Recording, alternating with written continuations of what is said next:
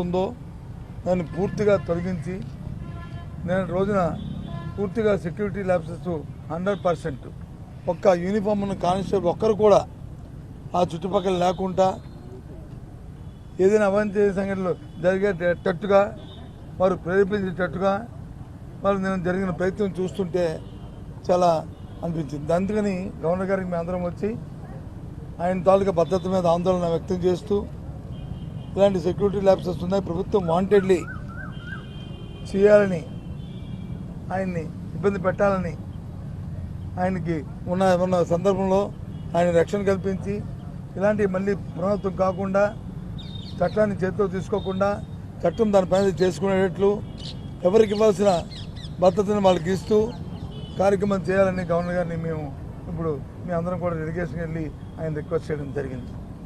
వారు దాన్ని పరిశీలిస్తాను, దీన్ని మేము ఎంక్వైరీ చేస్తానని చెప్పి వారు చెప్పడం జరిగింది. ఇది విషయాన్ని మీకు తెలియపరుస్తుంది. ఇది ఎవరో వ్యక్తిగతంగా ఇచ్చింది కాదు, మాజీ ముఖ్యమంత్రిగా ఆయనకి అది వర్చువల్గా ఆయనకి ఆటోమేటిక్గా అది వస్తుంది. చెప్పేస్తుంది మాజీ ముఖ్యమంత్రి గారికి ఆటోమేటిక్గా వస్తుంది. దాన్ని కూడా నేను రోజు విత్డ్రా చేయమంటే అసలు అర్థం అవ్వట్లేదు. మాకు ఎప్పుడు కూడా చూడలేదు ఈ వ్యవస్థలో. ఇంతకుముందు కూడా మేము మాజీ ముఖ్యమంత్రిగా, ఇప్పుడున్న ముఖ్యమంత్రి గారు మాజీ ముఖ్యమంత్రి కదా, ఆయనకున్న 5 సంవత్సరాలు ఎక్కడనే ఇలాంటి సందర్భం ఎక్కడైనా వచ్చిందా? ఎప్పుడైనా చేశామా? ఎప్పుడైనా జరిగిందా? ఏంటిది?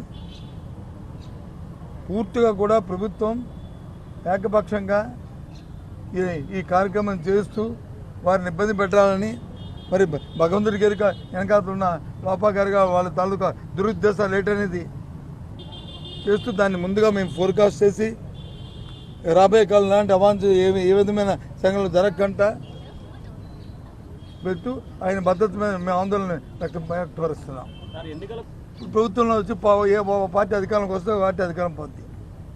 మాకు ఇన్ఫర్మేషన్ ప్రకారం ఎస్పీకో లేకపోతే ఐజీ ఎస్పీకి వచ్చి గవర్నమెంట్ వచ్చి మీరు సెక్యూరిటీ ఇవ్వద్దని అది చెప్పారనేది ఉంది. ఇప్పుడు ఎవరు రెస్పాన్సిబిలిటీ? ఐజీని ఎస్పీ రెస్పాన్సిబిలిటీ కాదు, అక్కడ ఉన్న ఐజీ ఎస్పీ రెస్పాన్సిబిలిటీ కాదు, నీ బాధ్యత కాదు, మీరు యూనిఫామ్ వేసుకున్న పోలీసులు కాదు. ఆలోచన చేయండి, ఏ రకంగా నీ తాలూకు బాధ్యతని విస్మరిస్తారు, ఏ రకంగా మీ తాలూకు కర్తవ్యాన్ని చేయడం మానుతారు. ఈ ధర్మం ఇది? ఇదేనా రాజ్యాంగంలో బాబాసాహెబ్ అంబేద్కర్ గారు ఇచ్చిన రాజ్యాంగం తాలూకా ఇదేనా స్ఫూర్తి? ఇది న్యాయం? ఇది చాలా తప్పు. ఇది వ్యవస్థను పరిశీలన చేసుకుంటేనే ఆ వ్యవస్థ ఆ రాష్ట్రం కానీ ఆ ప్రజలు కానీ సుఖంగా సంతోషంగా ఉంటారు.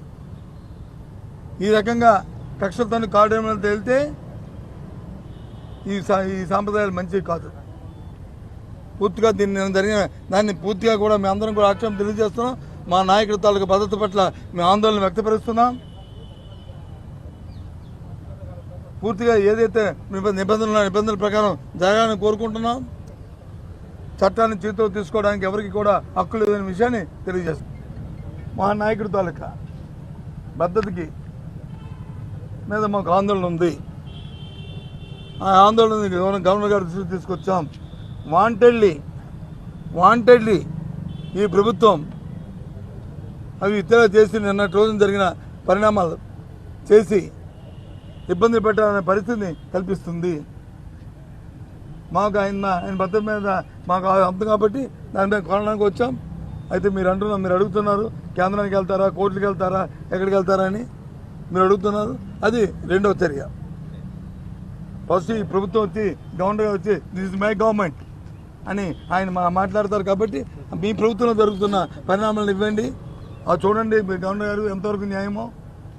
ఇదా అంటే ఆయన ఒక్కసారి ఆశ్చర్యపోయాడు. హౌ కెన్ విత్డ్రా అని, దిస్ ది సిచ్యువేషన్ అని చెప్పాం. ఆస్కో యువర్ పీపుల్ ఏంటి, యువర్ ఆఫీసర్స్ అని. ఇది అవసరం. కాబట్టి ఈ విషయాన్ని మీ ద్వారా రాష్ట్ర ప్రధానికి కూడా తెలియజేస్తున్నాం. ఈ రాష్ట్రం తాలూకా పరిపాలన ఏ విధంగా ఉందో ఆలోచన చూడమని చెప్తున్నాం. ఏ విధంగా కక్షపూర్తంగా చేస్తున్నారో చెప్తున్నాం. ఇలాంటి చర్యలు మళ్ళీ మంచిది కాదు, పునరావృతం కాకూడదు అనేది కోరుకుంటున్నాం. మా నాయకుడి తాలూకా భద్రతకి పూర్తి భరోసాని ఇవ్వాల్సిందని గవర్నర్ గారి ద్వారా ప్రభుత్వాన్ని కోరాం.